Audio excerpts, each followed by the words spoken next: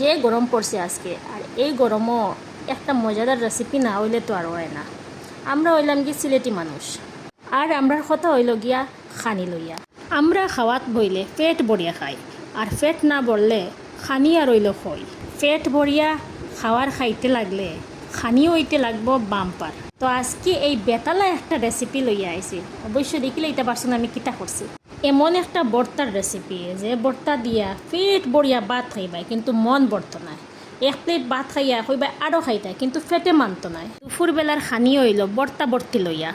যদি বর্তা একদিন না থাকে তাইলে মনে হয় যেন খানিটা ইনকমপ্লিট রয়েছে।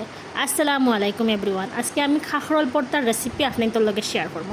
প্রথমে আমি খাখরল কয়টা খাটি লাইছি চাকা চাকা করিয়া, এরপরে বালাখড়ি দই লাইছি খাখরল। একটা কড়াইয়ের মাঝে সামান্য সরষের তেল নিছি, 1 চা চামচ নিছি খালি জিরা, আর নিছি খাঁচামরিচ আর খাখরল ওটান বালা করি আমি আগে বাজি লাইম।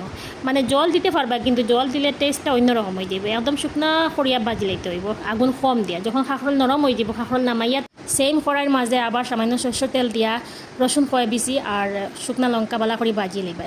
ওরে সব উপকরণ ফাটার মধ্যে রাখিয়া বালা করে ফিসি লিবে। ফাটার মধ্যে ফিসিলে বর্তাটা বেশি টেস্ট হয়। সো আমার খানদানি একটা ছোটো মোটো ফাটা আসলো, ওটার মাঝে ফিসিছি। এরপর এটার মধ্যে লবণ আর সরষের তেল দিয়ে বালা করে মাখাইয়া ওই গেল গিয়ে মজাদার একটা বর্তা। আর এই বর্তা দিয়ে দুপুরবেলা পেট বড়িয়া মন বড়িয়া এক প্লেট ভাত খাইবা। রেসিপি কীরকম হয়েছে অবশ্যই কমেন্ট করে জানাই। শেয়ার তো করতে নাই, এখানে হইয়া তো লাভ নাই। আল্লাহ হাফিজ, টেক কেয়ার।